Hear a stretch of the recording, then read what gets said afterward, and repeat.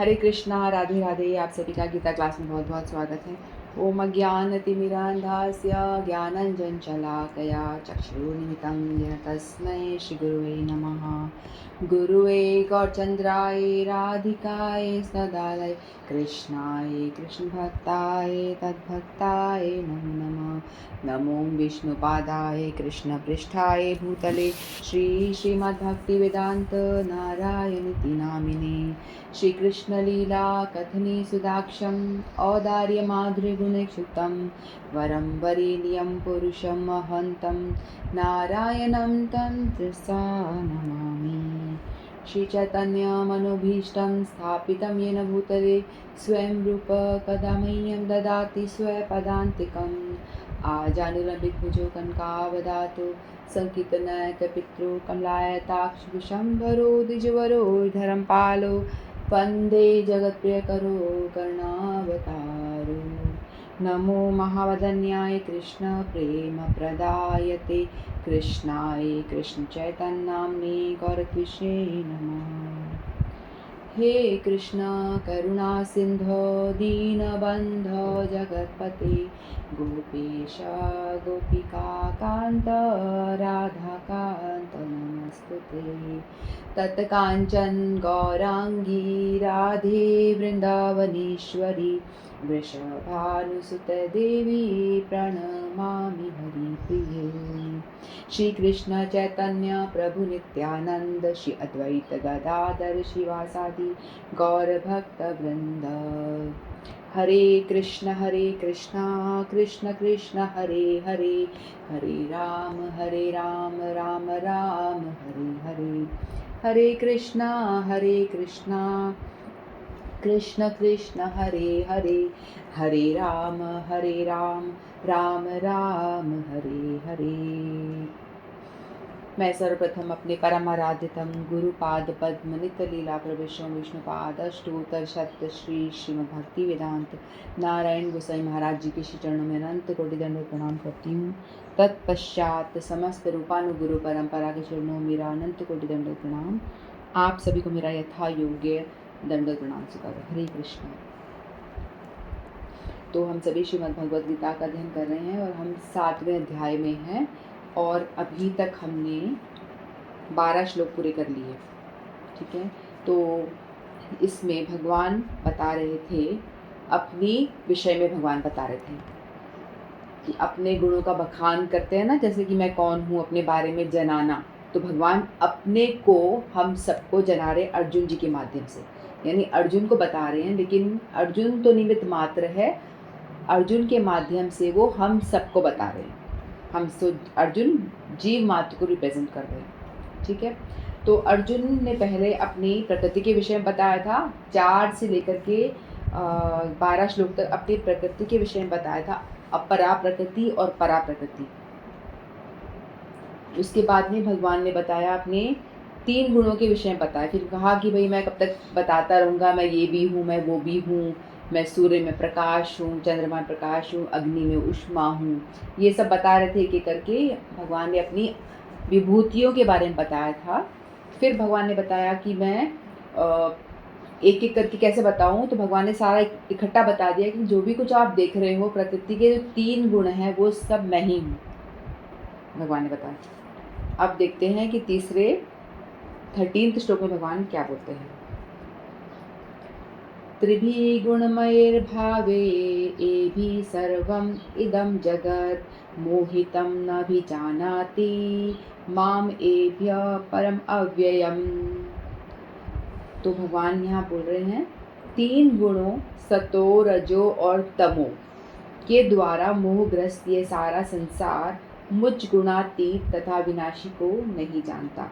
जैसे कि अर्जुन ये क्वेश्चन पूछ रहे हो कि आपने बताया कि सब कुछ मुझसे है, यानी ये सृष्टि मात्र, जो भी जगत मात्र या ब्रह्मांड जो भी कुछ हम देख रहे हैं और दिखता है, और ब्रह्मांड अनंत ब्रह्मांड है, सब कुछ मेरी परा और अपरा प्रकृति से बना हुआ है, मेरे 3 गुणों से बना हुआ है। तो फिर यानी मैं इतना महान हूँ, भगवान अर्जुन सोच रहे हैं कि इतना मैं महान हूँ, तो फिर भी लोग बाग मेरी शरण में क्यों नहीं आते, मेरी पूजा क्यों नहीं करते लोग बाग फिर भी। जबकि सब कुछ मुझसे बना है, सब कुछ मैं ही सृष्टि का उद्गम हूँ, मुझसे ही सृष्टि उत्पन्न होती है और मुझ में ही विलीन हो जाती है। सब कुछ, सब कारणों का कारण मैं हूँ, तो भी लोग मेरी पूजा क्यों नहीं करते, यानी मुझे अप्रोच क्यों नहीं करते, मेरे बारे में लोग सोचते नहीं हैं मेरे बारे में और मुझे पूछते क्यों नहीं। तो भगवान बताते हैं कि ये 3 गुणों की वजह से ऐसा होता है। प्रकृति के 3 गुण, कौन से 3 गुण है? सतोगुण, रजोगुण और तमोगुण। इन 3 गुणों की वजह से लोग जो हैं इस जड़ जगत पे फंसे रह जाते हैं। ठीक है, इस प्रकृति के 3 गुणों के कारण जड़ जगत में फंसे रह जाते हैं और वो मुझ तक नहीं आ पाते। 3 गुण है जिसके द्वारा संपूर्ण जगत जो है मोहित हो रखा है। ये जगत में जितने भी लोग हैं सभी लोग इस तीनों गुणों के अधीन आकर के मोहित हो रखे हैं, मोहग्रस्त हो रखे हैं। ठीक है, और वो मतलब यहाँ तक कि लोगों की बात नहीं है, यहाँ तक कि जो देवी देवता हैं स्वर्ग में वो भी प्रकृति के गुणों के अधीन आते हैं। सभी लोग भगवान के 3 गुणों के अधीन हैं। ठीक है, सारा संसार प्रकृति के 3 गुणों से मोहित है। जो लोग इस प्रकार से 3 गुणों के द्वारा मोहित हैं वे नहीं जान सकते कि परमेश्वर कृष्ण इस प्रकृति से परे हैं। प्रत्येक जीव को प्रकृति के वशीभूत होकर एक विशेष प्रकार का शरीर मिलता है तद अनुसार उसे एक विशेष मनोवैज्ञानिक, मानसिक तथा शारीरिक कार्य करना होता है। प्रकृति के 3 गुणों के अंतर्गत कार्य करने वाले मनुष्यों की 4 श्रेणियां हैं। जो नितांत सतोगुणी, देखो हम लोग सभी लोग अपना जो काम करते हैं ना, भगवान ने बताया था कि 4 विभाग हैं, गुण कर्म विभाग, 4 आश्रम होते हैं ना। कौन कौन से होते हैं? शूद्र, वैश्य, क्षत्रिय और ब्राह्मण। शूद्र जो लोग निम्न, जैसे कि तो 3 गुण है, आपको 3 गुण के विषय में पता है ना। 3 गुण क्या होता है? पहला होता है सात्विक गुण, सतोगुण। सात्विक गुण यानी सतोगुण। तो सतोगुण में क्या होता है? उसमें जो लोग होते हैं जिनका गुण सतोगुणी है उनका ज्ञान बहुत होता है, वो नहीं, उनका निर्मल होता है वो लोग, और उनके अंदर ज्ञान होता है बहुत ज़्यादा। और क्या ज्ञान होता है? उनको पता होता है कि मैं आत्मा हूँ और मैं भगवान का अंश हूँ, ऐसा ज्ञान होता है। ठीक है, यानी उनको तत्व ज्ञान होता है, वो अपनी स्थिति को जानते हैं। तो उससे क्या होता है? उनको इस ज्ञान में सुख मिलता है।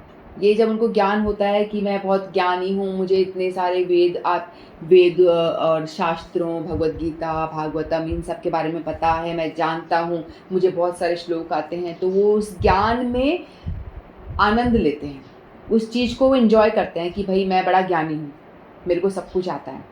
तो ये सतोगुण हो गया। तो इसमें भी उनको बड़ा आनंद की अनुभूति होती है कि वो ये सोच सोच के बड़ा खुश होता है। जो सतोगुण में रहता है, अपना मैं सात्विक विचार वाला हूँ, मैं अच्छे से अपना विधि विधान का पालन करता हूँ, शास्त्रों के अनुसार अपना जो भी कर्म है वो करता हूँ, तो उसको उसका बड़ा घमंड सा हो जाता है और उस चीज़ को आनंद अनुभूति उसको होती है कि मैं बहुत ही ज्ञानी हूँ। होता है ना कि अपना थोड़ा अभिमान सा हो जाता है कि मैं ज्ञानी हूँ, मुझे सब कुछ आता है, मैं बड़े अच्छे से चलता हूँ, मैं समय पे उठता हूँ, समय पे खाता हूँ, मैं भगवान की पूजा करता हूँ और मेरे को सब शास्त्रों का ज्ञान है। तो उस ज्ञान में वो अपने आप को खोए रखता है और उसी में आनंद लेता है और ज्ञानी मत बनने की कोशिश करता है और श्लोकों का उच्चारण करेगा और वो सीखेगा। तो वो एक तरह से देखा जाए तो वो अपने उस अहंकार में डूबा होता है। यानी जो प्रकृति के जो गुण है ना, ये 3 गुण है, ये 3 तरह की, जैसे रस्सी से बांधा हुआ है हम लोगों को। 3 रस्सियाँ हैं, उससे हमको बांध रखा है सभी लोगों को, सभी जीवों को। ठीक है, तो जो ये सतोगुण में जो लोग होते हैं उनको सोने की रस्सी से बांधा हुआ है। कोई आपको पूछे कि आपको कौन सी रस्सी से बांधना तो है, आप बंधे हुए हो, मतलब जेल में आपको बांध के रखा गया है और आपको पूछा जा रहा है, जेलर पूछ रहा है कि बताओ कौन सी रस्सी से बांधे। तो क्या फ़र्क पड़ता है? चाहे आप सोने की रस्सी से बांधो, चाहे आप चांदी की रस्सी से बांधो, चाहे आप लोहे की रस्सी से बांधो, बंधन तो है ही, आप बंधे हुए तो हो ही, आप इससे बाहर तो हो नहीं। तो जो सतोगुणी हैं वो भी बंधे हुए हैं, वो सोने की रस्सी से बंधे हुए हैं। जो सात्विक कर्म करते हैं, अच्छे कर्म करते हैं, ज्ञानी हैं, लेकिन वो सोने की रस्सी से बंधे हुए हैं, क्योंकि वो भी भगवान को जानते हैं, लेकिन वो भक्ति नहीं करते, ज्ञान को ही आनंद अपने उस ज्ञान का ही आनंद में डूबे रहते हैं, तो वो भी बंधे हुए हैं, अपने उस ज्ञान से बंधे हुए हैं। ठीक है, तो ज्ञानी पंडित ज्ञान की बातों में अपना ऐसे खोया रहता है, अपने, समझ में आ गया होगा ना। फिर दूसरा जो होता है वो होता है रजोगुण। रजोगुण क्या होता है?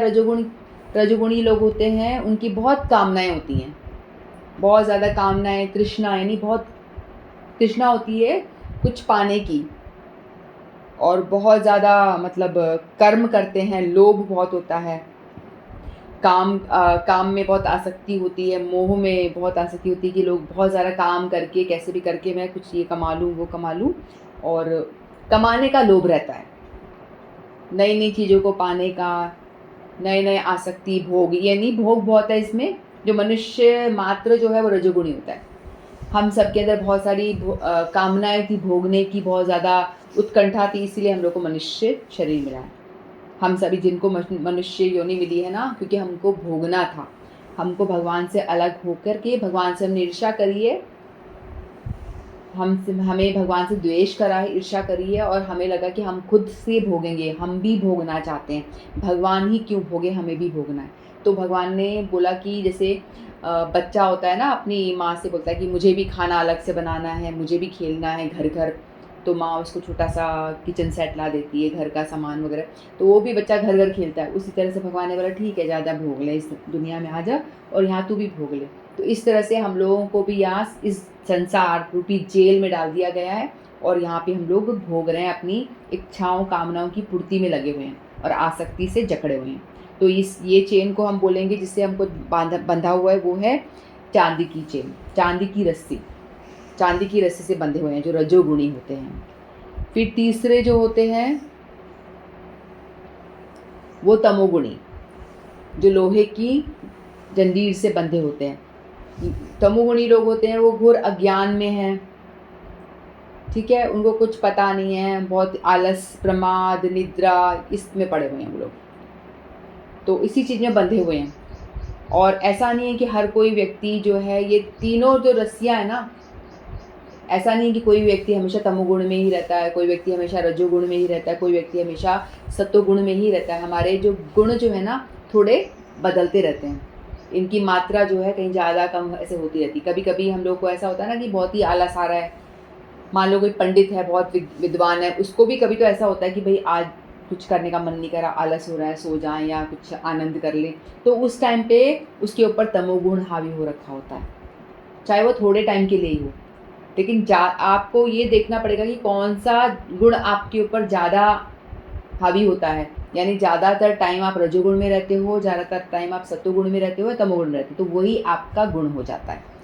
जो ब्राह्मण होते हैं ना, खासकर जो विद्वान ब्राह्मण ये लोग होते हैं, ये लोग का गुण जो होता है हमेशा सत्वगुण होता है ज़्यादा, यानी ज़्यादातर वो सत्वगुण में रहते हैं, इसीलिए वो सत्वगुणी कहलाते हैं। और जो रजोगुणी हैं वो ज़्यादातर रजोगुण में रहते हैं, ज़्यादातर उनकी कामनाएं, वासनाएं, इच्छाएं पूर्ति करने में ही लगे रहते हैं वो, तो इसलिए वो रजोगुणी होते हैं।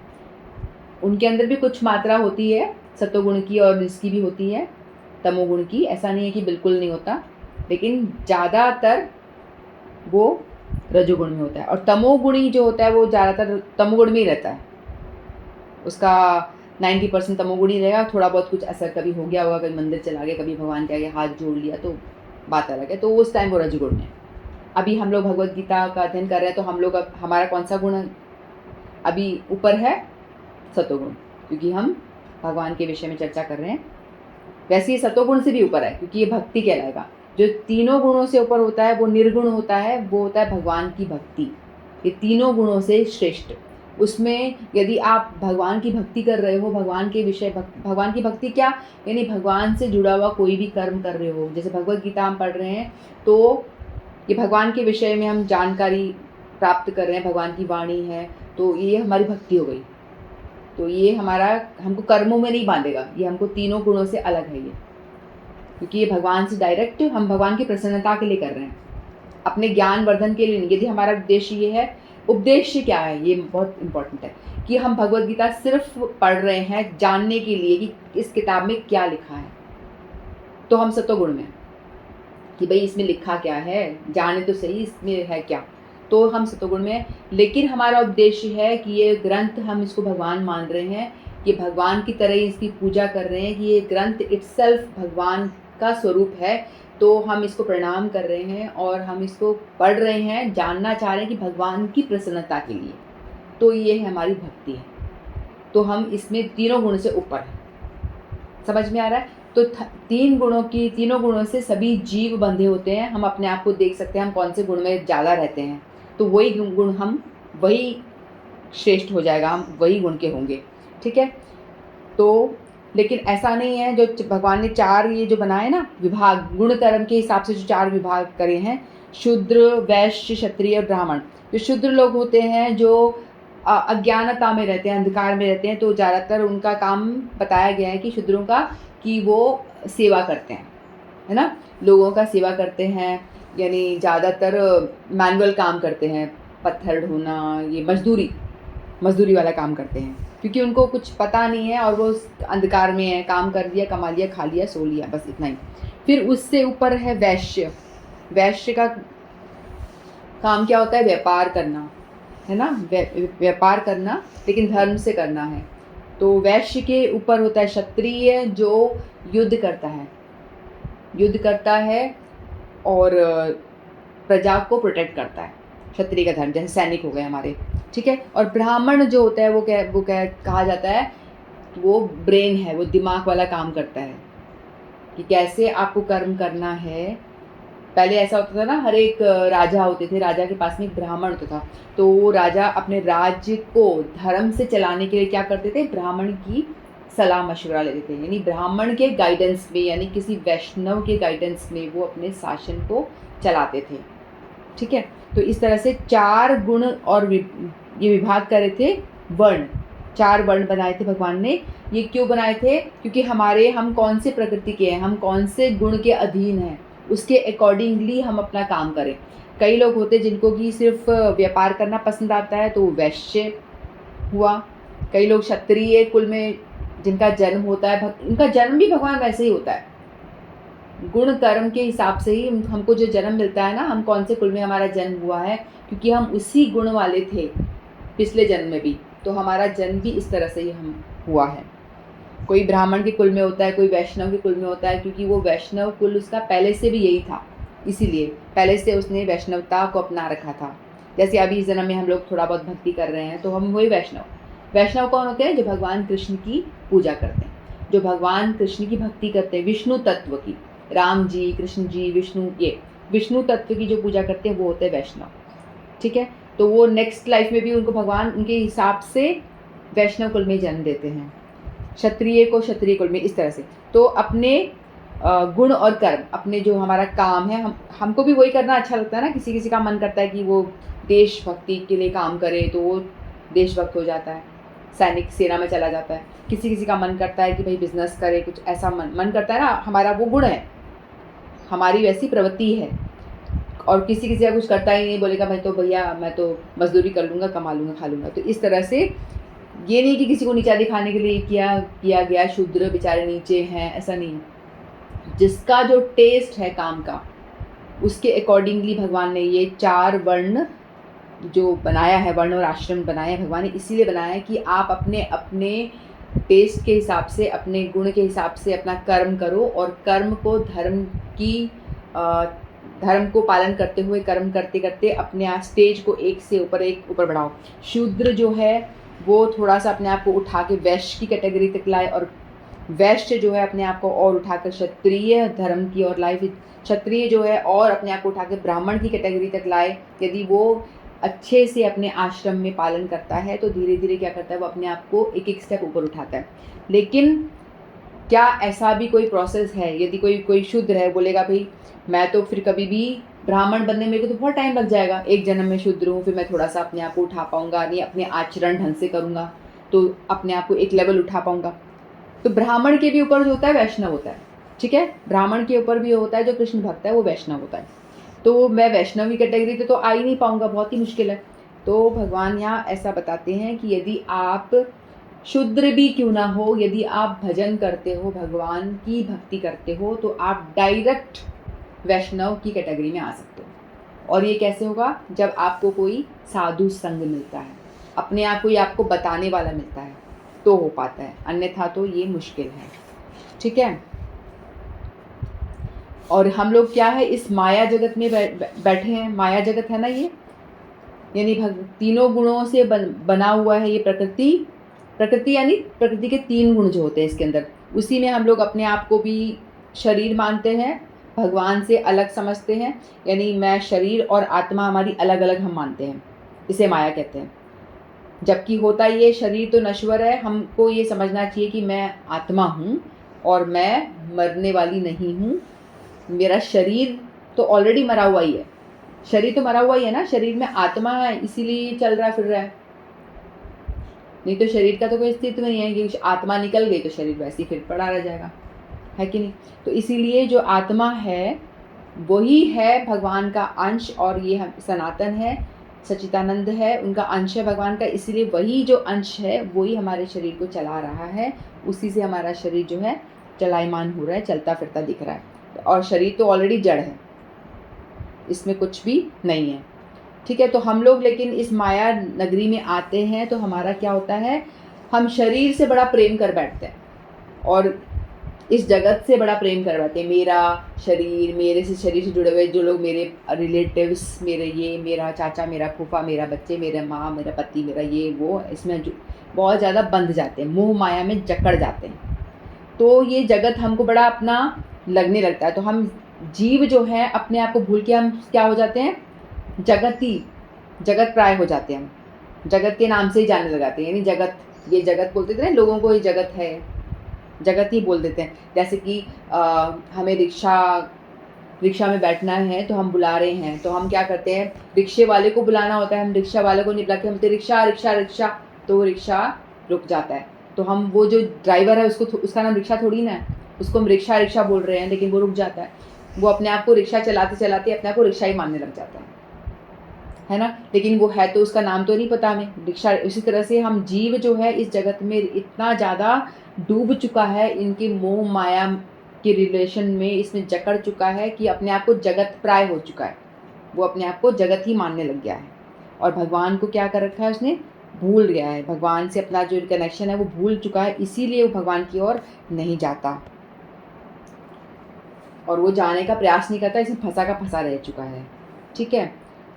तो रजोगुणी वे क्षत्रिय जो रजोगुण एवं तमोगुण दोनों है। रजोगुणी क्या होते हैं, उसमें तमोगुण भी होता है और रजोगुण भी होता है, लेकिन रजोगुणी की मात्रा जो होती है ज़्यादा होती है। और वैश्य कहलाते हैं तथा वे नितांत तमोगुणी, जो वैश्य हैं वो नहीं, फिर से पढ़ते हैं, जो नितांत सत्वगुणी है वे ब्राह्मण हैं जो रजोगुणी हैं, इनमें ज़्यादा रजोगुण होता है तो उनको रजोगुणी कहते हैं ब्राह्मण को। वे क्षत्रिय जो है उनमें रजोगुण और तमोगुण दोनों होता है, रजोगुण की मात्रा ज़्यादा होती है। और जो वैश्य हैं वे भी रजोगुण और तमोगुण होता है उनके अंदर भी, और तमोगुण ज़्यादा होता है वैश्य में। और जो नितांत तमोगुणी है वो शूद्र, इसमें अंदर से तमोगुण ही प्रधान है, तो वो होते हैं शूद्र। ठीक है। जो इनसे भी नीचे हैं, इनसे भी नीचे लोग होते हैं वो पशु। तो और उनकी स्थिति कैसी रहने की होगी सोचो। फिर वे उपाधियाँ स्थायी नहीं हैं, और ये स्थायी नहीं है, मैंने जैसे बताया कि मैं ब्राह्मण क्षत्रिय वैश्य, ऐसा नहीं कि ब्राह्मण का बेटा ब्राह्मण ही बनेगा, वैश्य का बेटा वैश्य ही बनेगा, शूद्र का शूद्र ही बनेगा, क्षत्रिय का क्षत्रिय, ये कोई ज़रूरी नहीं है। क्योंकि वो पिछले जन्म में जो संस्कार लेकर आया है बेटा, यानी उसके संस्कार क्षत्रिय वाले हैं, क्षत्रिय के बेटे के संस्कार यदि ब्राह्मण वाले हैं तो ब्राह्मण भी बन सकता है। डॉक्टर का बेटा डॉक्टर बने ऐसी कोई ज़रूरत नहीं है, ऐसा इम्पोर्टेंट नहीं है। हालांकि उसको ऐसे ज़्यादा अपॉर्चुनिटीज़ मिलते हैं, डॉक्टर अपने डॉक्टर पिता को देखता है तो वो ज़्यादा उसकी तरफ आकर्षित होता है। लेकिन कई केस में ऐसा हमने देखा है कि वो डॉक्टर का बेटा डॉक्टर ना भी बने, है ना, उसका इंटरेस्ट ज़्यादातर किसी आर्ट में हो, फोटोग्राफी में हो या कुछ इस तरह में हो, तो वो अलग भी जा सकता है। तो ऐसा कोई ज़रूरी नहीं है। तो इसी तरह से ये भी कोई ज़रूरी नहीं है कि ब्राह्मण क्षत्रिय वैश्य शूद्र, ये स्टेप बाय स्टेप आप आगे बढ़ें। आप डायरेक्ट भगवान की भक्ति कर करके आप वैष्णव भी बन सकते हो। वैष्णव जो है इन चारों वर्ण व्यवस्था जो है इनसे ऊपर होता है। तो आप डायरेक्ट यदि जो भगवान की भक्ति कर रहा है तो वो आप उस तरह भी डायरेक्ट भी पहुंच सकते हो।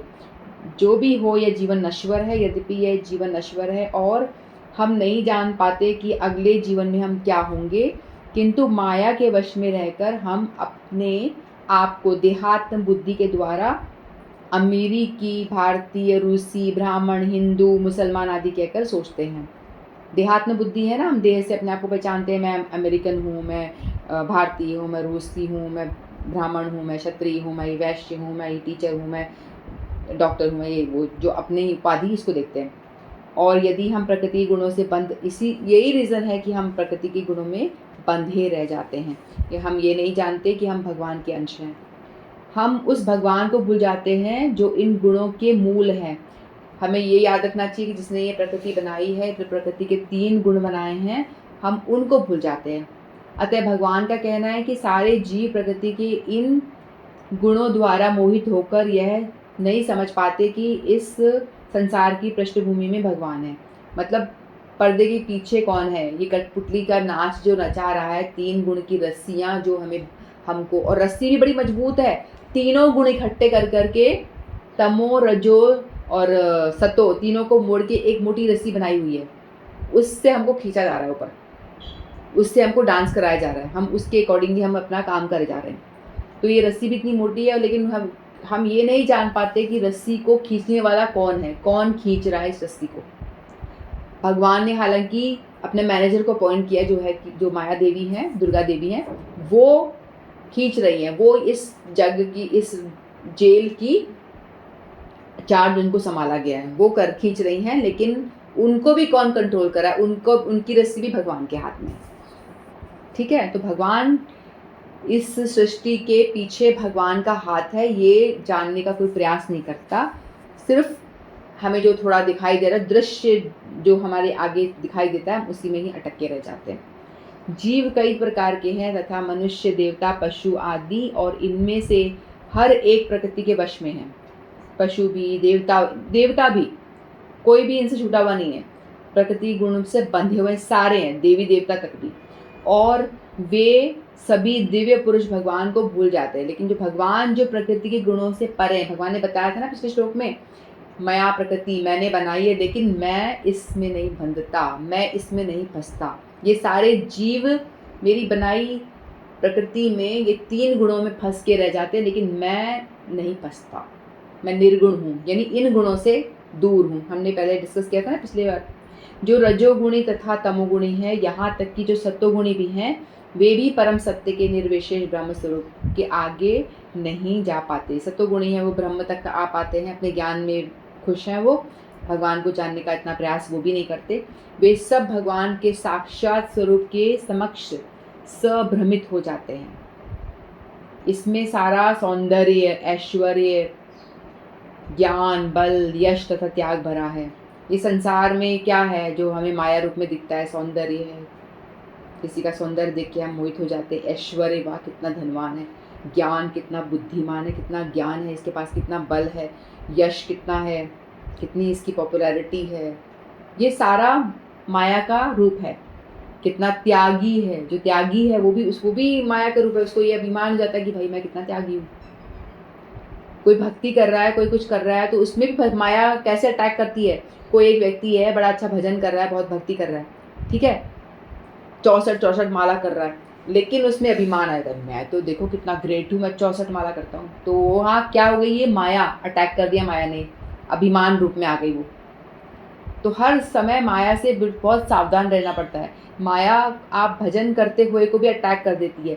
कोई बहुत ज़्यादा भागवत कथा कर रहा है, बहुत प्रसिद्धि हो रही है, तो वो ज्ञान है उसके पास में, तभी वो ज्ञान बांट रहा है लोगों, ठीक है, लेकिन उसमें वो अभिमान आ जाता है, वाह मैं कितना ज्ञानी हूँ। तो वहाँ माया ने अटैक कर दिया इस रूप में कि तू कितना ज्ञानी है। अपने आप वो इसमें गरूर आ जाता है, घमंड आ जाता है कि मैं कितना ज्ञानी हूँ। तो वही माया ने अटैक किया और आपका हो गया पतन। ऐसा तो माया है ना, क्षण क्षण अटैक कर देती है। तो माया से बचना बड़ा मुश्किल होता है। आप कुछ भी काम कर रहे हो, आपको उसका अभिमान हो जाता है। आप बोलोगे मैं बड़ी अच्छे से, मेरा आचरण है, मैं माता पिता की सेवा करता हूँ, रोज़ अपने सास ससुर के चरण छूता हूँ, माता पिता की आज्ञा का पालन करता हूँ, मैंने कोई भी काम ऐसा नहीं है जो धर्म विरुद्ध करता हूँ, मैं एक बहू हूँ तो बहू की तरह से बहुत जो भी मेरा कर्तव्य सारे बड़े अच्छे से कर रही हूँ। बेटी हूँ तो बेटी वाले सारे कर्तव्य मैं अच्छे से कर रही हूँ, बेटा हूँ तो वो कर रहा हूँ, वो भी एक अभिमान आता है, मैं अपना काम अच्छे से कर रहा हूँ। वो अभिमान, ये अभिमान रूप में माया आपको अटैक कर देती है। तो माया जो है बहुत आपको किस किस रूप में आकर के आप पे अटैक करती है आपको पता भी नहीं चलता है। और जहाँ आपने अभिमान किया, भगवान कहते हैं कि मेरे को जो अभिमानी लोग होते हैं, जिनमें बहुत घमंड होता है ना, वो लोग तो मुझे बड़े बुरे लगते हैं। भगवान को कौन बड़े प्रिय होते हैं? सरल, बहुत ही सरल हैं जो, और निष्कपट, कोई कपट नहीं है अंदर, हृदय एकदम सरल निष्कपट है, जैसे बच्चों का हृदय होता है ना। और कोई घमंड वमंड कुछ नहीं है किसी चीज़ का। काय का घमंड करना है भाई? भगवान खुद ही बता रहे हैं, अगर तू सुंदर है तो मेरी सुंदरता है, अगर तू धनवान है तो मेरा धन है, तेरे में जो भी गुण है वो मेरा है, तो तुम्हें काय का घमंड हो रहा है? भगवान खुद ही कह रहे हैं कि जो भी तुम्हारे पास में थोड़ा थोड़ा दिख रहा है, थोड़ा थोड़ा मैंने अपना अंश डाला है, सुंदरता, ऐश, ऐश्वर्य, धन, यश, अमीरी, ऐश्वर्य, तो ये सब मैंने दिया है। तो जो समझदार है, जो भगवान को जानने की कोशिश करता है, तो वो इस चीज़ में पड़ेगा ही नहीं ना। उसको पता है कि भैया भगवान ने ही दिया है, वो कभी भी ले लेंगे वापस। तो उसे वो डर के रहेगा हमेशा, भगवान को हमेशा प्रणाम ही करेगा, भगवान से आभार व्यक्त करेगा कि भगवान तूने मुझे इतना दिया। तो उसको पता है कि भगवान की वस्तु है, भगवान ने मुझे दिया है, वापस ले सकते हैं। तो वो केयर टेकर की तरह उस चीज़ का काम करता है। यदि किसी को बहुत ऐश्वर्य दिया है, बहुत बंगला धन दिया है, तो उसको ये घमंड नहीं कर लेना चाहिए कि मैं बड़ा धनी। उसको ये सोचना चाहिए कि भैया भगवान ने दिया है मुझे, तो मुझे सिर्फ रिस्पॉन्सिबिलिटी दी है कि तेरे को मैंने ये बड़ा बंगला दिया है, बड़ा गाड़ी ये सब दिया है, तो तू एक इसको केयर टेकर की तरह काम संभाल, बस इसमें घुस मत जा, आसक्त मत हो जा कि मेरा बंगला, मेरी गाड़ी में आसक्त मत हो जा। बस ये समझ कि मैंने तुझे दिया है, मैं ले लूँगा कभी भी, संभाल के रख तू, बस मेरी वस्तु मैंने तुझे दी है, तू ध्यान रख इसका और संभाल इसको, कभी भी ले लूँगा। होता ही है ना ऐसा, कभी भी कोई धनी गरीब कुछ भी कभी भी हो जाता है। तो जो इस भाव में रहेगा मेरा है ही नहीं, तो उसको दुख भी नहीं होगा, उसको उस चीज़ के जाने का दुख भी नहीं होगा। इवन हमारे जो घर के लोग हैं उनमें भी हमें आसक्ति नहीं होनी चाहिए। ये नहीं बोलना चाहिए मेरा बेटा, मेरी बेटी, मेरा मेरा मेरा नहीं करना। तुम कहाँ से ले आए? तुम कहाँ से ले आए? कोई बोलेगा मैंने मेरे गर्भ में रखा। अरे तो घर में किसने बनाया? तुमने बनाया क्या? घर में तुम्हारे बच्चों को तुमने कैसे बनाया? बताओ कैसे बना दिया? भगवान ने बनाया ना। तो भगवान ने दिया है, तो उस चीज़ को भी आप इस तरह से सोचो कि भगवान ने आपको ये सदस्य दिए हैं, वो भगवान ने दिए हैं, तो इनका भी मुझे केयर टेक करना है, इनका भी मुझे ध्यान रखना है, भगवान की संपत्ति समझ के। ऐसा नहीं है कि मेरा मेरा करके उसमें आसक्त हो जाओ, आसक्त मत हो, क्योंकि भगवान का पता नहीं भगवान कब दिया है तो कब वापस ले ले। इस चीज़ की अनुभूति हमेशा रहनी चाहिए कि आपका कुछ नहीं है, तो आप तभी दीन बन के रह सकते हो, तभी आपके अंदर दैन्यता आएगी, तभी आप माया से बचे रहोगे। नहीं तो आपने मैं मेरा मेरा करना शुरू किया तो माया आपके ऊपर डांस करना शुरू कर देगी, और माया फिर आपको छोड़ेगी नहीं। माया मतलब यही जो मैंने अभी डिस्कस किया, कुछ भी रूप में माया आती है, सब कुछ माया ही है इस जगत में, सब माया ही माया है। जो भी कुछ हमें दिख रहा है सब माया ही है, ठीक है। जब सतोगुणी तक इस स्वरूप को नहीं समझ पाते तो उसमें क्या आशा की जाए जो रजोगुणी और तमोगुणी है। कृष्ण भावना मत प्रकृति के इन तीनों गुणों से परे हैं, और जो लोग निसंदेह कृष्ण भावना मत में स्थित हैं वे ही वास्तव में मुक्त हैं। जो कृष्ण भावना मत मनी, जो मैंने आपको बताया कि हमें इस अनुभूति में रहना चाहिए कि हमारे पास जो भी कुछ है वो भगवान का दिया है और भगवान कभी भी ले सकते हैं। जिसको ये अनुभूति होगी तो वो आसक्त नहीं होगा। वो घर में इस अपने पास हमको कुछ धन मिल गया तो उसमें भी आसक्त नहीं होगा, अच्छी नौकरी मिल गई तो उसमें भी आसक्त नहीं होगा, किसी चीज़ में अपने किसी मोह में नहीं पड़ेगा। वो अपने आप को ऑलरेडी संसार में रहते हुए, संसार में धन ऐश्वर्य जो उसे मिला है उसका भोग करते हुए वो सोचेगा भगवान ने मुझे धन दिया, अच्छी नौकरी दी, तो वो भगवान का आभार व्यक्त करेगा, भगवान को 100 बार झुक के प्रणाम करेगा, धन्यवाद करेगा, तेरा बहुत धन्यवाद प्रभु, तुमने मुझे इतना दिया, मैं इस योग्य नहीं हूँ तो भी। और वहीं एक जो मोह प्रकृति के 3 गुण में बंधा है वो बोलेगा वाह मैं कितना पहलवान बलवान, मैंने इतना बड़ा एम्पायर इकट्ठा कर लिया, वहीं वो फंस जाएगा, उसमें प्रकृति के जाल में, उसके चाल में फंस जाएगा। इसीलिए हमको क्या करना है, अपने आप को दीनहीन बना के भगवान के शरणागत होकर रहना पड़ेगा, तो ही आप प्रकृति गुण से बच पाओगे। नहीं तो प्राय सारी दुनिया, पशु पक्षी, देवी देवता, ब्रह्मा शिव भी आगे श्लोक में आएगा, शिव और ब्रह्मा ये भी इन प्रकृति के 3 गुणों से परे नहीं है, ये भी बंधे हुए हैं। कोई भी नहीं है जो परे हो इससे, ठीक है। तो इसीलिए हमको अगर इन प्रकृति के 3 गुणों से छूटना है, इस रस्सी से अपने आप को वो करना है, छुटकारा पाना है, तो हमें वैष्णव बनना पड़ेगा। ये ब्राह्मण, शूद्र, वैश्य, क्षत्रिय, ब्राह्मण, इनसे ऊपर उठना पड़ेगा। इनसे ऊपर उठोगे तो क्या हो जाओगे, वैष्णव बन जाओगे। वैष्णव यानी भगवान की भक्ति, भगवान का नाम का जप करो, भगवान का भजन करो, भगवान की सेवा करो, यानी भगवान से जुड़े रहो, पूरे टाइम भगवान से जुड़े रहो। ये ठीक है। दूसरा श्लोक लेते हैं। दैवी एषा गुणमयी मम माया दुरत्यया माम एव ये प्रपद्यन्ते मायामेतां तरन्ति ते।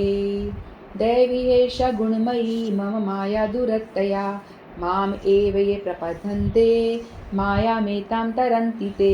बहुत ही इंपॉर्टेंट श्लोक है। भगवान बता रहे हैं मेरी माया, अभी हम माया की बात कर रहे हैं, 3 गुण से जगड़ना, यानी माया का ही स्वरूप, माया ही है वो। तो भगवान बता रहे हैं प्रकृति के 3 गुणों वाली इस मेरी देवी शक्ति को पार कर पाना कठिन है, किंतु जो मेरे शरणागत हो जाते हैं सरलता से इसे पार कर पाते हैं, जो हम चर्चा भी कर रहे हैं। भगवान स्वयं कह रहे हैं कि हाँ मैं मानता हूँ। लोग कहते हैं ना, ये भगवान तूने कैसा जगत बनाया है, मैं जहाँ फंसा हुआ हूँ। दुनिया बनाने वाले, क्या तेरे मन में समाई, काहे को दुनिया बनाई गाना है ना इस तरह का। तो भगवान कह रहे हैं कि भगवान की शक्तियाँ अनंत हैं और ये सारी शक्तियाँ दैवी हैं। दैवी का मतलब होता है अलौकिक शक्ति, ठीक है। और एक तरह से देखा है देवी का मतलब ये भी होता है कि खिलौने, भगवान ने खेलने के लिए काहे खिलौने बनाए ना, गाना, भगवान ने अपने आनंद के लिए हम सबको बना दिया है, यानी हम सारे भगवान के खिलौने हो गए और भगवान को देख रहे हैं, मजे कर रहे हैं, खेल रहे हैं, उस तरह से। तो देवी का मतलब ये है। यद्यपि जीवात्माएं उनकी शक्तियाँ के अंश हैं, अतः देवी हैं, क्योंकि जीवात्मा भी भगवान की शक्ति है ना, भगवान का ही अंश है, तो वो भी देवी है। परा है ना, परा प्रकृति यानी जीव है उनके अंदर, किंतु भौतिक शक्ति के संसर्ग में रहने से उनकी पराशक्ति आच्छादित रहती है। लेकिन हम सारे भौतिक प्रकृति के संसर्ग में रह रहे, भौतिक प्रकृति यानी मोह माया में जकड़े हुए हैं, रिश्तेदारों में, अपने मैं और मेरे, भौतिक प्रकृति में यानी मैं और मेरे में जकड़े हुए हैं। मेरा घर, मेरा ये, मेरा वो, और उससे मोह, अटैचमेंट, मैं और मेरे से जकड़े हुए हैं। मेरा अटैचमेंट हो गया ना, मोह हो गया, मेरा है ये, ऐसे जो हम करते हैं उससे हमारा अटैचमेंट, उसी से हम ढके हुए हैं। जो भौतिक प्रकृति, जो जीव आत्मा है, वो शुद्ध है, सच्चिदानंदमय है, भगवान जैसी क्वालिटी है उनके अंदर। तो फिर भी हम लोग मोह से जकड़े क्यों हैं, क्योंकि हम उस आच्छादित हो गए हैं भौतिक संपर्क में आने से।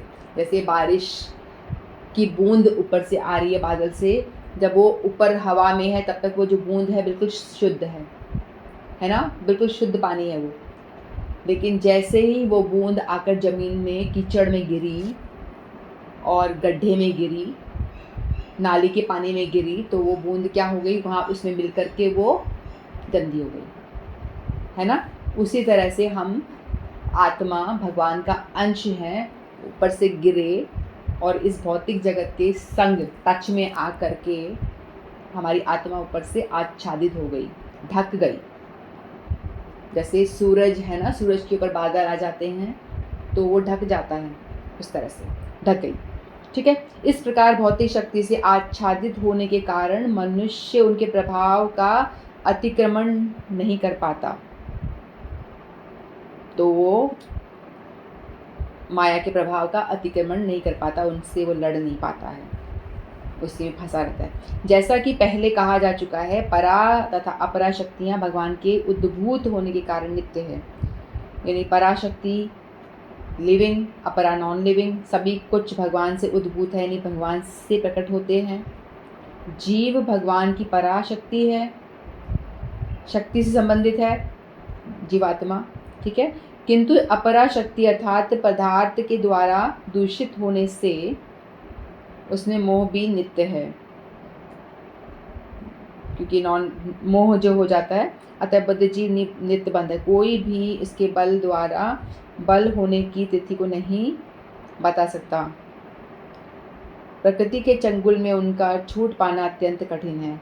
भगवान बताते हैं कि ये जो प्रकृति, ये माया, प्रकृति यानी माया देवी, जो माया है, ये इससे छूट पाना बड़ा मुश्किल है।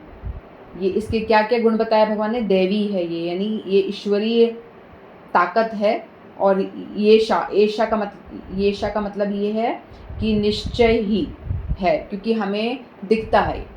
येषा यानी हमारे सामने प्रकट है, किसी का सुंदर रूप हमें दिखाई दे रहा है, दिख रहा है तो हम उससे आकर्षित हो रहे हैं।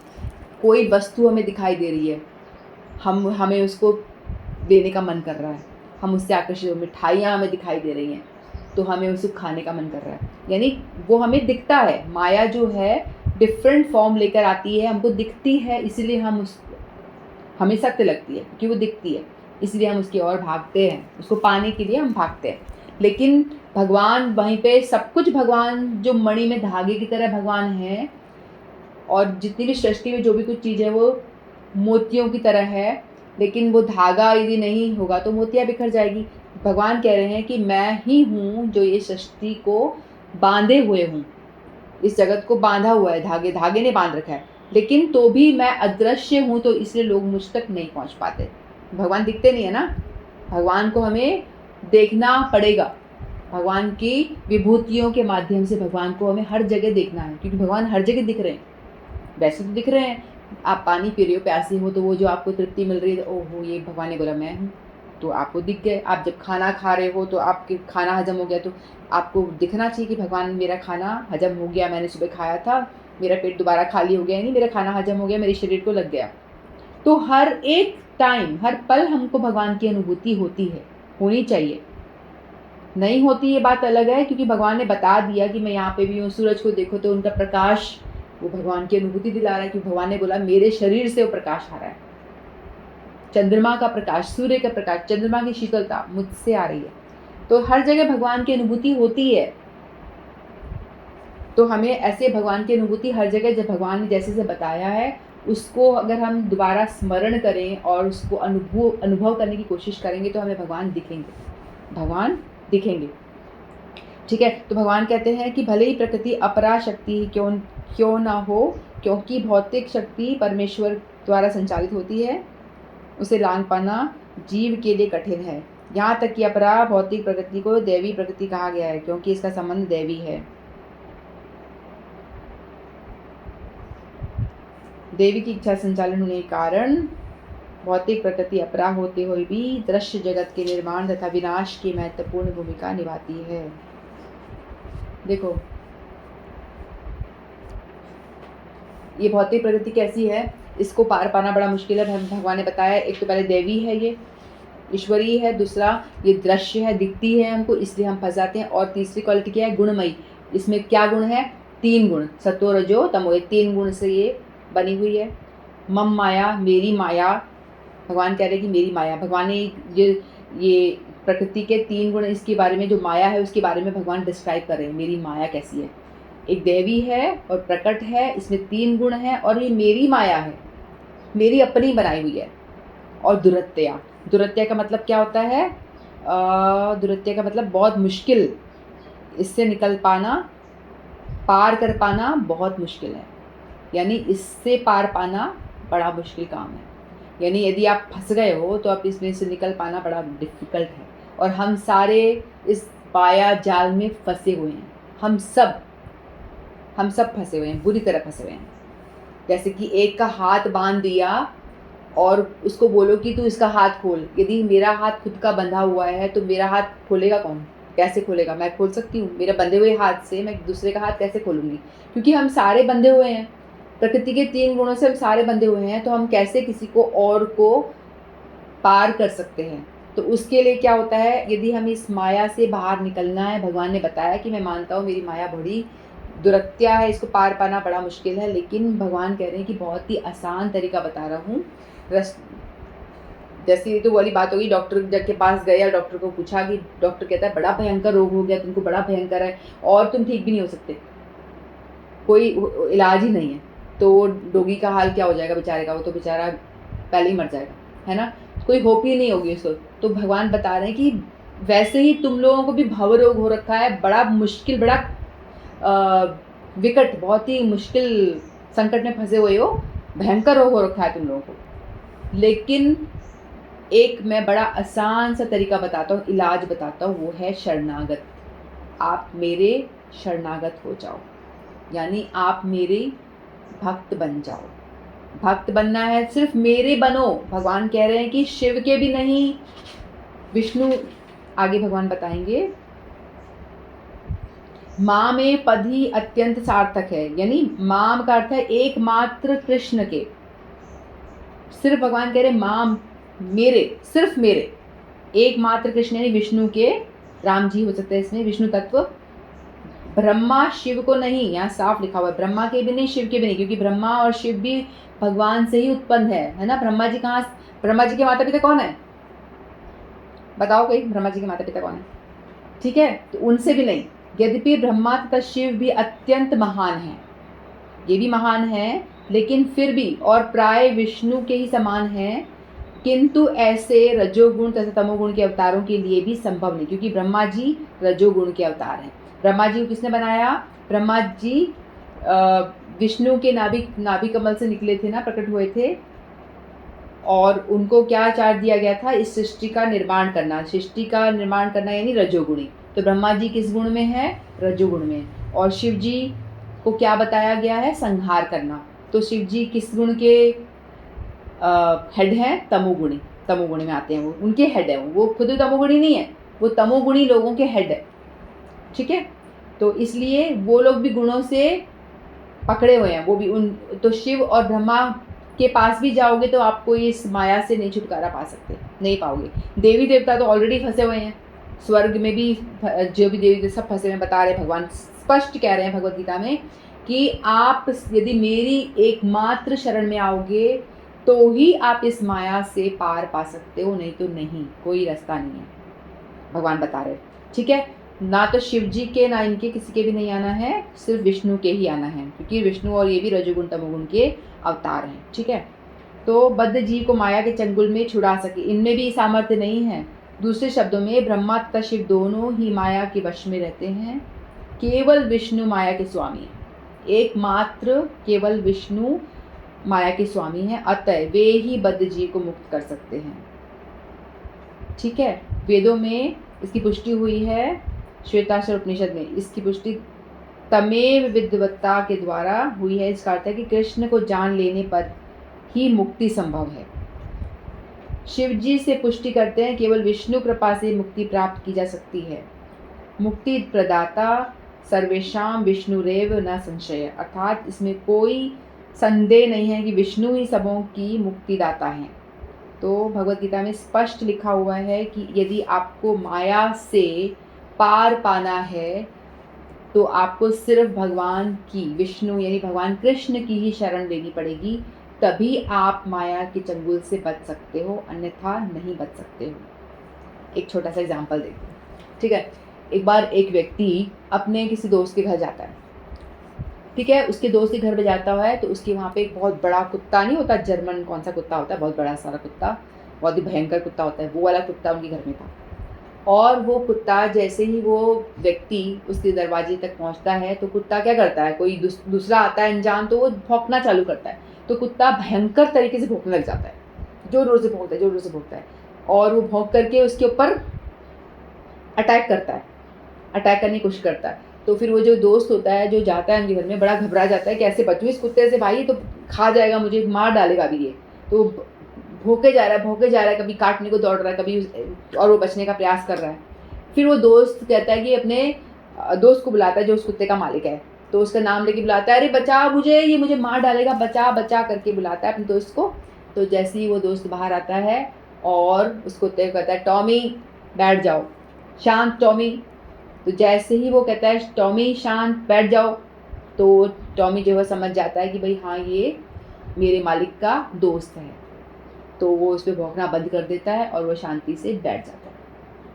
ठीक है, तो ठीक यही हमारा हाल हो रखा है। हम सारे क्या हैं, वो दोस्त हैं जो इस माया से जकड़े हुए हैं। माया हमें कैसे अटैक करती है, कभी कोई बीमारी के रूप में आती है, कभी कोई परेशानी के रूप में आती है, कभी मोह माया, कभी हमारे बंधन, प्रेम का बंधन, है ना। मतलब जो भी जिस चीज़ से हम जकड़े हुए हैं वो सारे रूप में हमको अटैक कर रही है माया हर तरह से। और हम लोग बचने का प्रयास कर रहे हैं, माया से बचाओ बचाओ करके बचने का प्रयास कर रहे हैं, लेकिन माया हमको नहीं छोड़ रही है, उस कुत्ते की तरह पकड़ रखा है, टाइट से पकड़ा, हमको नहीं छोड़ रही है। तो हमें माया को बनाया किसने है, माया को बनाया है भगवान ने। भगवान उनके स्वामी हैं। तो हम अब उन माया के स्वामी को हाथ जोड़ के पुकारेंगे, हे कृष्ण, हे भगवान, बचाओ मुझे अपनी माया से, नहीं तो ये मुझे खा जाएगी, मेरा सर्वनाश ही कर डालेगी। माया के हाथ में, दुर्गा देवी के हाथ में 3 त्रिशूल हैं और त्रितापों के द्वारा वो मेरे पे प्रहार कर जा रही हैं। कभी आदि दैविक, आदि भौतिक, आध्यात्मिक, तीनों कष्ट मुझे दिए जा रही हैं और मैं बच नहीं पा रहा हूँ। तो मैं कैसे इस परेशानी से बचूं, मुझे बचाओ करके वो हाथ जोड़ के जब पुकारेगा तो भगवान बोलेंगे माया देवी को, शांत हो जा, क्योंकि ये मेरा शरणागत है, ये मेरा शरणागत है, इसे नहीं छेड़ना।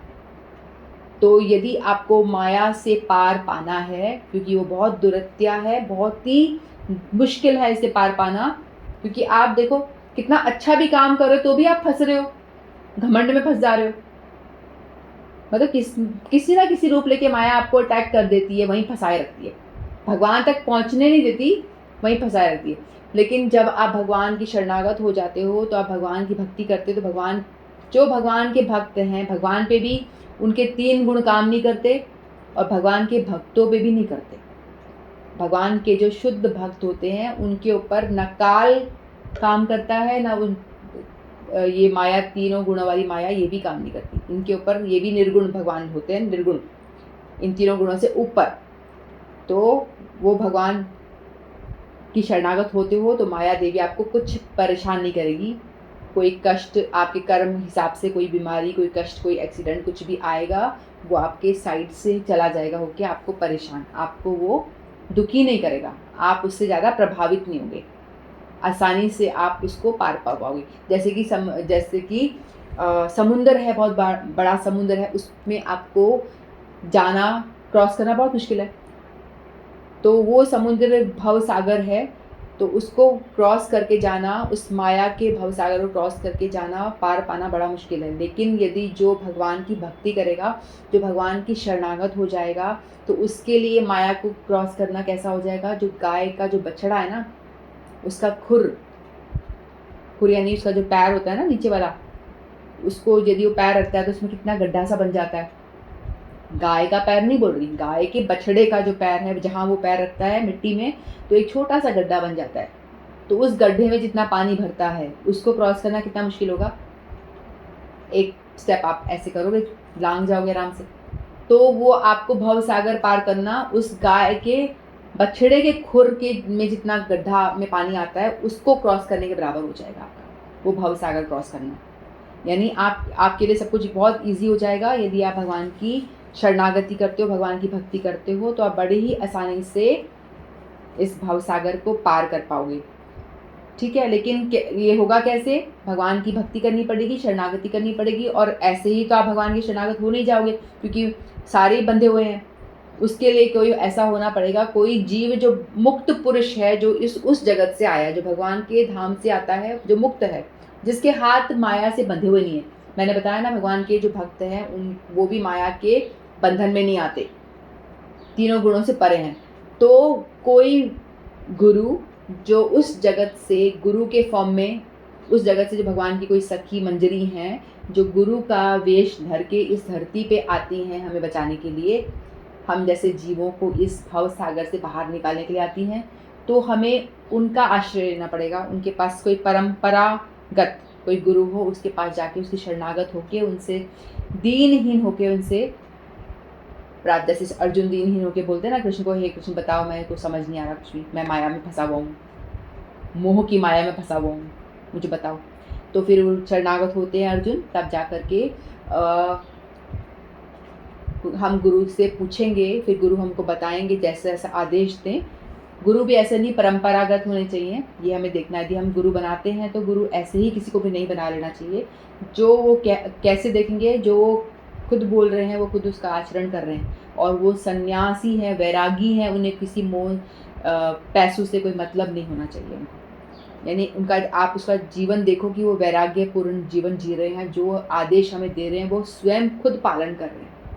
हमको कह रहे हैं कि 16 माला करो, तो खुद पहले कर रहे हैं, उससे डबल ट्रिपल 4 गुना ज़्यादा कर रहे हैं। तो वैसे जो सन्यासी हैं वो हमारे गुरु बनने लायक होते हैं। फिर हम उनको शरणागत होके फिर उनकी आज्ञा अनुसार चलें, तो वो हमको हमारी हाथ पकड़ करके इस भाव सागर से धीरे धीरे करके हमको बाहर निकाल देंगे।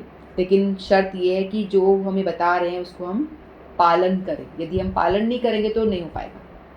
रस्सी को पकड़ना पड़ेगा ना हमें, जो उन्होंने रस्सी, जो इंस्ट्रक्शंस की रस्सी हमको दी है, ऊपर से पकड़ा रहे हैं इंस्ट्रक्शन की रस्सी। 16 राउंड चैंटिंग करिए, भजन करिए, लहसुन प्याज मत खाइए, जो जो इंस्ट्रक्शन दिया है वो चीज़ का हम पालन कर रहे हैं, वो रस्सी पकड़ रहे हैं, मतलब उनकी बातों को मान रहे हैं, तो वो धीरे धीरे हमको खींच करके इस भाव सागर से बाहर निकाल के भगवान के धाम तक ले जाने की ताकत रखते हैं। तो ही हम इस माया से छूट पाएंगे, अन्यथा तो कोई उपाय नहीं है।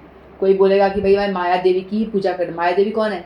दुर्गा देवी। ज़्यादातर हम देख रहे हैं ना दुर्गा की पूजा होती है। ये दुर्गा की पूजा करना है नहीं, माया की पूजा करना है साक्षात। वो प्रसन्न होकर आपको और माया दे देंगी, और धन दौलत दे देंगी, और आप फंसे रहोगे।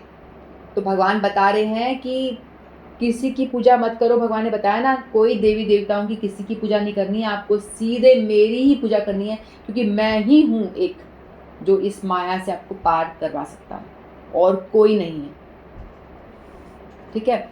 एक बड़े भक्त हुए थे, एक मुझे कथा याद आ रही है, एक गोविंद दास नाम की एक बड़े अच्छे भक्त थे। वो दुर्गा जी के बहुत अनन्य भक्त थे। अनन्य भक्त का मतलब होता है कि सिर्फ दुर्गा ही मेरी माँ, यही मेरी जो कुछ है यही है, इसके अलावा मुझे और किसी से नहीं, ना गणेश जी से कोई लेना देना है, ना किसी और से नहीं।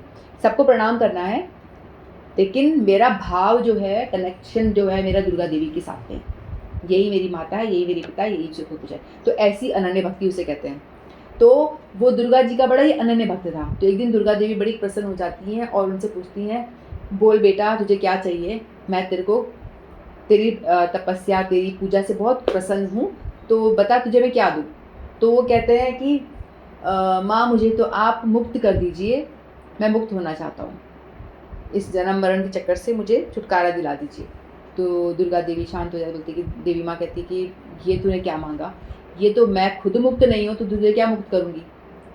मैं खुद जन्म लेती हूँ, मरती हूँ, ब्रह्मा का भी जन्म होता है, ब्रह्मा भी मरते हैं, सभी लोगों की, देवी देवता सभी का एक लिमिटेड टाइम के लिए होता है इनका भी लाइफ।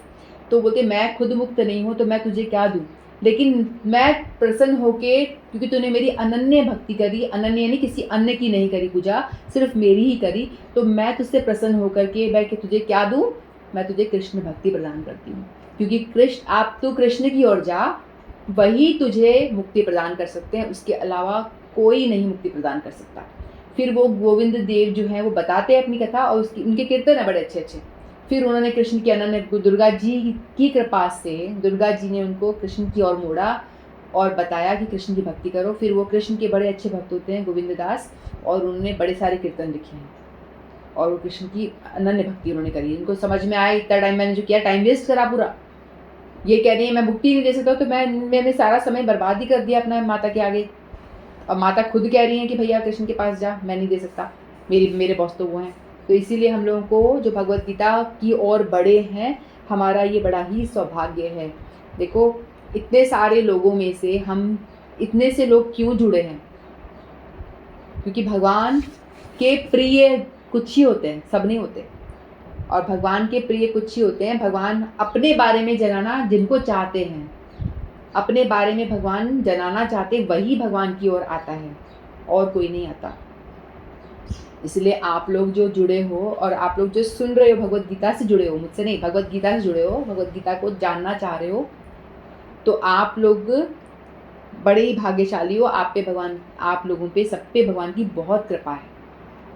बहुत कृपा है और आप इसलिए भगवान की भक्ति के विषय में जान पा रहे हो, भगवद गीता के विषय में जान पा रहे हो, और भगवान की कृपा आप पे, मुझ पे, हम सब पे ऐसी बनी रहे और हम इस माया को बड़ी आसानी से पार कर पाएँ। ऐसा ही हम भगवान से प्रार्थना करते हैं कि हम भी जैसे गाय के खुर को पार करना हो, इस तरह से हम भवसागर को पार करके उस गोलोक धाम को एक दिन पहुंच जाए। ठीक है, तो आज हमने 2 श्लोक पूरे करे 13 और 14, जो बड़ा ही इंपॉर्टेंट श्लोक है, तो आप लोग इसको लर्न करिएगा। ठीक है, इतना ही बोल के मान को विराम देती हूँ। वाञ्छा कल्पतरुभ्यश्च कृपा सिन्धुभ्येव च पतितानां पावनेभ्यो वैष्णवेभ्यो नमो नमः। श्रीमद् भगवद गीता की जय। आप सबके हरे कृष्ण।